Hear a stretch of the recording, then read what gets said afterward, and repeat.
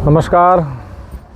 पंडित मुकेश शास्त्री नासिक त्र्यंबकेश्वर में आपका सहर्ष स्वागत करता हूँ। आज हम फिर आए हैं। लोगों के प्रश्न आ रहे हैं, पंडित जी कुंडली में जिस जातक को काल सर्प लगता है इसके लक्षण कैसे जानें। काल सर्प के लक्षण जिस जातक के इसमें लगता है, प्रभाव आता है, तो जैसे काल के मुख में ब्याल के मुख में, जैसे काल के मुख में ब्याल फंस जाता है, उसी प्रकार कोई भी व्यक्ति अपना कोई भी काम करता है उसमें उसको अड़चन आना, रुकना, नेगेटिविटी बढ़ना, ये उसके लक्षण होते हैं। इसके प्रभाव अलग अलग क्षेत्र में अलग अलग प्रभाव दिखाते हैं।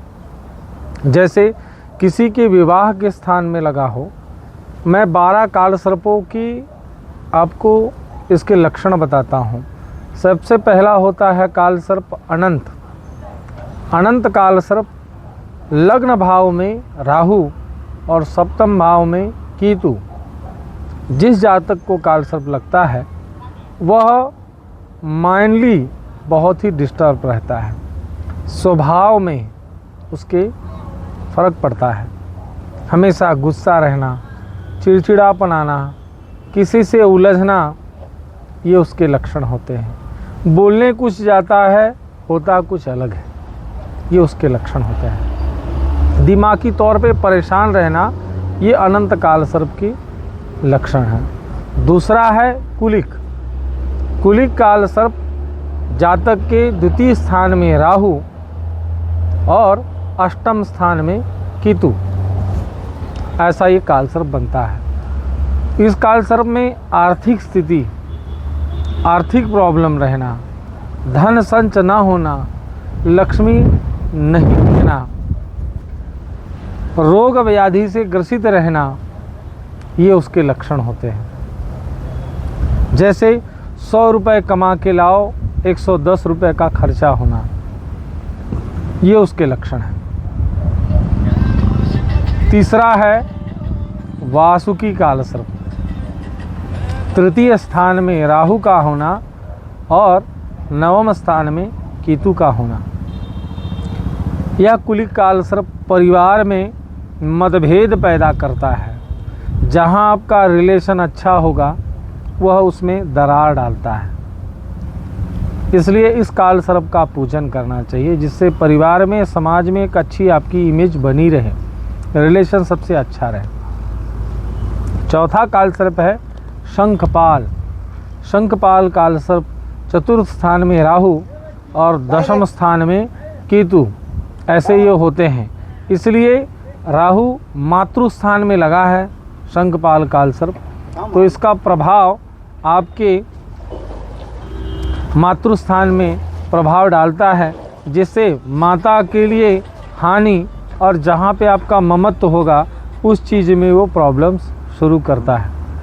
इसलिए शंखपाल काल सर्प पूजन करना चाहिए। उसके बाद पंचम स्थान में पद्म काल सर्प है। पद्म काल सर्प जातक के शिक्षा को प्रभावित करता है, एजुकेशन।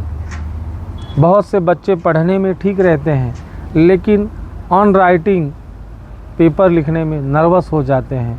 बहुत से लोगों का कहना है, पंडित जी बेटा तो मेरा सब कुछ टैलेंट है, लेकिन कभी उसका रिजल्ट सही नहीं आ पाता। ये उस काल सर्प के लक्षण होते हैं। छठवां है महापद्म।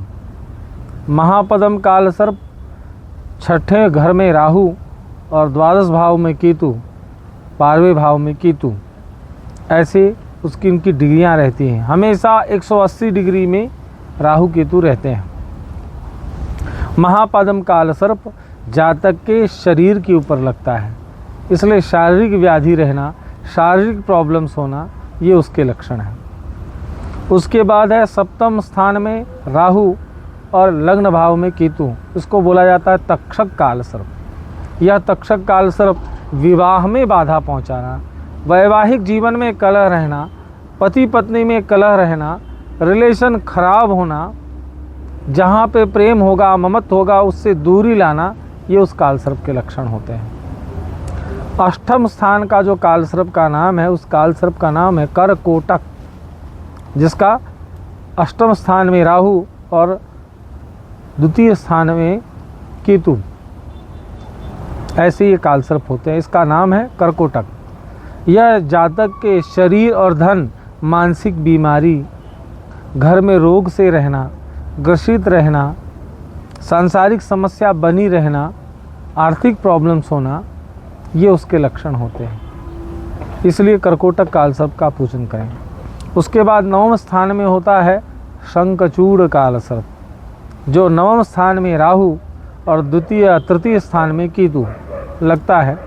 तो ये अक्सर जातक अपने भाग्य से फाइट करता है, भाग्य से जूझता है, इसलिए अपने दुर्भाग्य को कोसता है, भाग्य को कोसता है, दुर्भाग्य में बदल जाता है। इसलिए शंखचूड़ कालसर्प का पूजन करें। उसके बाद दशम स्थान में राहु और चतुर्थ भाव में केतु, उस कालसर्प का नाम है घातक। ये जिस प्रकार नाम से आपको घातक दिख रहा है, उसके प्रभाव भी होते हैं। ये जातक के कर्म को बांधता है। जातक कितना भी कर्म करे, अच्छा काम करे, लेकिन उसका श्रेय नहीं मिलता है। समाज में इमेज खराब होती है, कर्म के स्थान पे लगा हुआ है यह। इसलिए घातक कालसर्प का पूजन करो। उसके बाद 11वें भाव में राहु और पंचम भाव में केतु, इस कालसर्प का नाम है विषधर। विषधर कालसर्प जातक की जो आपकी पैतृक संपत्ति हैं, कोर्ट कचहरी न्यायालय, ये सब विवादास्पद विवादों में फंसाना, ये उसके लक्षण होते हैं। न चाहते भी लोगों से उलझना, ये उसके लक्षण आते हैं। उसके बाद द्वादश भाव में केतु, राहु और षष्ठम स्थान में केतु, उस कालसर्प का नाम है शेषनाग, 12वां कालसर्प है। इस कालसर्प में आर्थिक प्रॉब्लम्स, शारीरिक प्रॉब्लम्स, मानसिक प्रॉब्लम्स, रोग से ग्रसित रहना, क्योंकि ये व्यय भाव है। व्यय भाव में यानी जाने के कागार में है। तो जो भी आपकी जो संच किया है वो सब जानेगा, भाग्य दुर्भाग्य में बदल जाएगा। ऐसे ये 12 कालसर्प होते हैं।